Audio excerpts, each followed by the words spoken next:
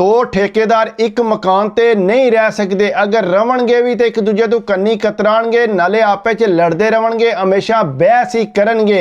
इस तरह एक जवान सी इत्थे, उन्होंने काफ़ी अरसा हो गया सी इत्थे रहिंदियां, वो अपने ठेके लैंदा सी इत्थे, उन्हें बड़ा काम अपना सैट कीता सी। हर बंदा उहदी मिसाल दिंदा सी कि देखो यार ये कितना पैसा कमांदा, नाले इहदा हत्थ कितना साफ है, हर बंदा इनू ही कॉल करदा। गड्डी भी उन्हें बड़ी सोहनी रखी सी, सारी उन्हें समान नाल भरी सी।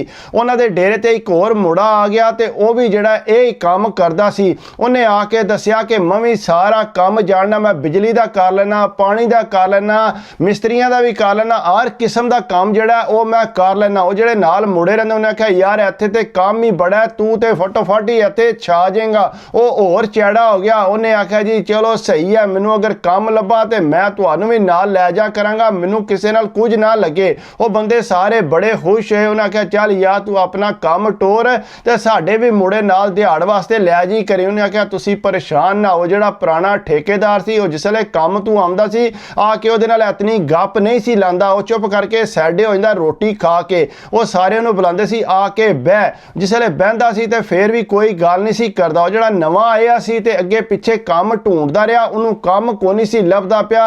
वो बड़ा परेशान होया सी। उहने अगू आख्या कि डेरे वालिआं नूं कि तुसीं इहदे नाल गल करो, मैनूं काम ते लै जे करे। उन्हें काम ते कित्थों खड़ना सी, उन्होंने पता सी कि अगर इनू मैं काम ते खड़िया इनू पता लग जाएगा मैं काम किन्ना कोलों लैना, कि डायरैक्ट ही ना हो जाए, मेरे काम ही ना जाते रहन। उन्हें आख्या जी मेरे को ते फिलहाल काम को नहीं है, जे काम होया तो मैं इनू जरूर लै जाऊंगा। हालांकि उन्होंने पता सी कि ये 5-7 काम हमेशा चलते होंगे ने। उन्हें आख्या यार दिहाड़ छाड़ी दी कोई लवा दे।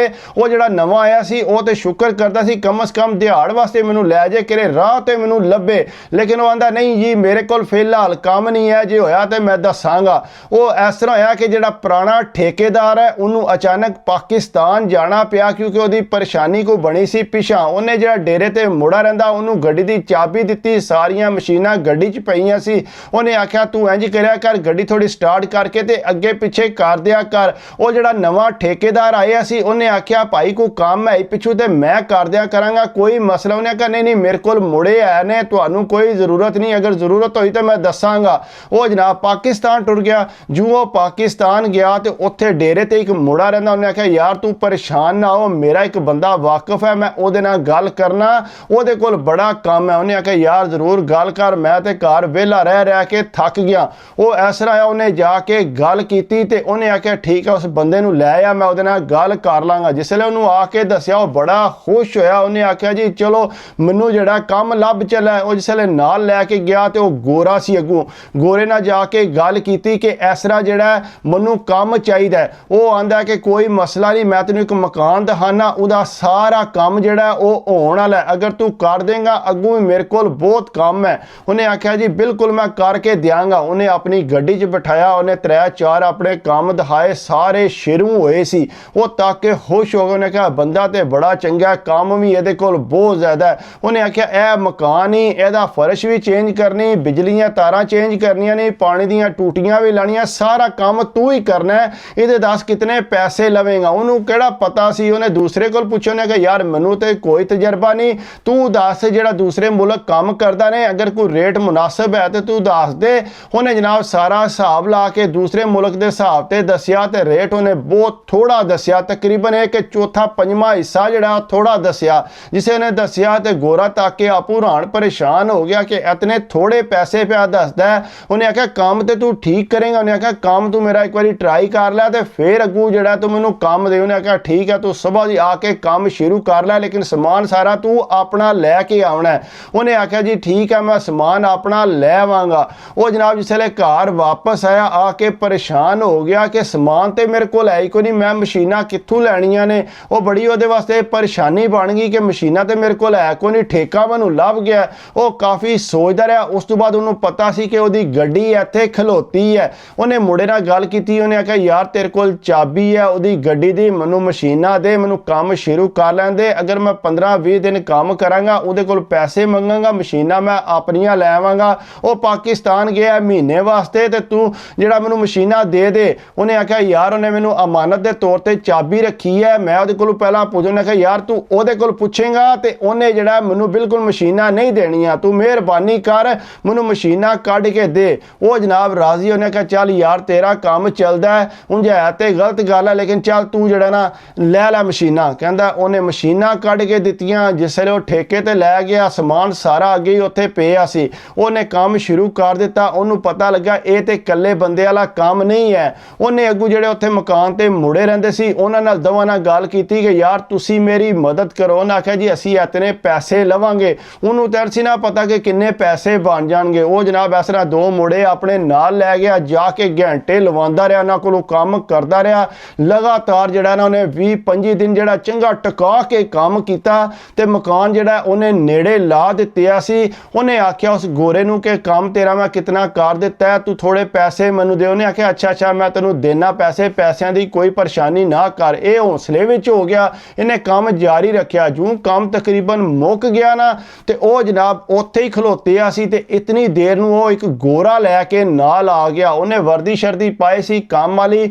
ਉਹਨੇ ਜਿਸ ਵੇਲੇ ਅੱਗੇ ਪਿੱਛੇ ਫਿਰ ਕੇ ਕੰਮ ਚੈੱਕ ਕੀਤਾ, ਉਹਨੇ ਅੱਗੋਂ ਧੋਣ ਲਾਣੀ ਸ਼ੁਰੂ ਕਰ ਦਿੱਤੀ। ਉਹਨੇ ਆਖਿਆ ਕਿ ਤੇਰਾ ਕੰਮ ਤੇ ਸਹੀ ਹੋਇਆ ਹੀ ਕੋਈ ਨਹੀਂ। ਉਹ ਕਦੇ ਇਧਰੋਂ ਨੁਕਸ ਕੱਢੇ, ਕਦੇ ਇਧਰੋਂ ਨੁਕਸ ਕੱਢੇ, ਉਹਨੂੰ ਸਮਝ ਹੀ ਨਾ ਆਵੇ ਕਿ ਮੈਂ ਕਰਨਾ ਕੀ ਹੈ। ਉਹਨੇ ਜਨਾਬ ਉਹਨੂੰ ਪੰਥਲਾ ਦਿੱਤਾ। ਉਹਨੇ ਆਖਿਆ ਜੀ ਇਹਨੇ ਤੇਰਾ ਸਾਰਾ ਕੰਮ ਰਿਜੈਕਟ ਕਰ ਦਿੱਤਾ, ਇਹ ਆਂਦਾ ਇਹਨੂੰ ਤੇ ਢੇਰ ਮੁਰੰਮਤ ਕਰਨਾ ਪੈਣਾ ਹੈ। ਉਹਨੇ ਬੜੀ ਮਿਹਨਤ ਕੀਤੀ ਸੀ ਉਸ ਕੰਮ ਤੇ, ਲੇਕਿਨ ਉਹਨੇ ਜਿਸ ਵੇਲੇ ਉਹਨੂੰ ਪਰੇਸ਼ਾਨ ਕੀਤਾ, ਜਿਹੜੇ ਮੁੰਡੇ ਨਾਲ ਕੰਮ ਤੇ ਖੜੇ ਸੀ ਉਹਨਾਂ ਆਖਿਆ ਬਾਬਾ ਇਹ ਤੇ ਤੇਰਾ ਕੰਮ ਸਾਰਾ ਰਿਜੈਕਟ ਹੋ ਗਿਆ, ਤੈਨੂੰ ਕੋਈ ਪੈਸਾ ਨਹੀਂ ਲੱਭਣਾ। ਉਹ ਆਂਦਾ ਕਿਉਂ ਨਹੀਂ ਲੱਭਣਾ ਪੈਸੇ, ਉਹ ਮੈਨੂੰ ਦੇਗਾ। ਅੱਗੋਂ ਨਾ ਮਸ਼ੀਨਾਂ ਸਾਰੀਆਂ ਦੂਸਰੇ ਕਮਰੇ 'ਚ ਰੱਖੀਆਂ ਸੀ।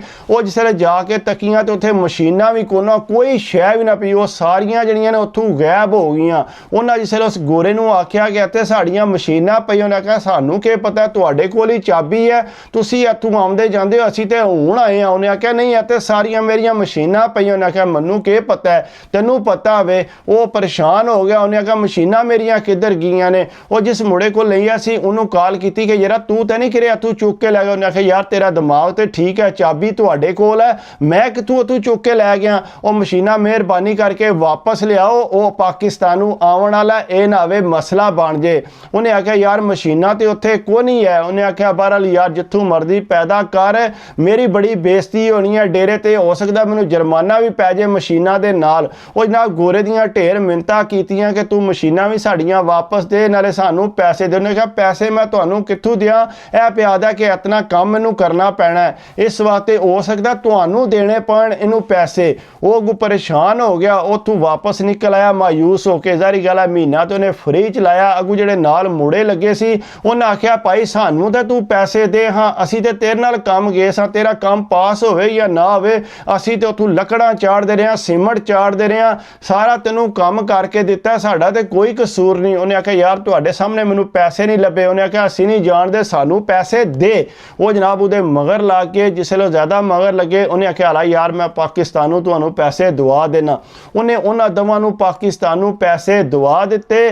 ਅੱਗੂ ਜਿਹਦੀਆਂ ਮਸ਼ੀਨਾਂ ਸੀ ਉਹ ਵੀ ਪਾਕਿਸਤਾਨ ਨੂੰ ਵਾਪਸ ਆ ਗਿਆ। ਜਿਉਂ ਹੀ ਆਇਆ ਉਹ ਘਰ ਪਹੁੰਚਿਆ ਤੇ ਸਾਰੇ ਬੈਠੇ ਸੀ, ਉਹ ਸਾਰਿਆਂ ਦੇ ਮੂੰਹ ਲਟਕੇ ਸੀ। ਉਹਨਾਂ ਕਿਹਾ ਹੈਰ ਹੋ ਗਈ ਹੈ, ਕੋਈ ਪਰੇਸ਼ਾਨੀ ਬਣ ਗਈ ਹੈ।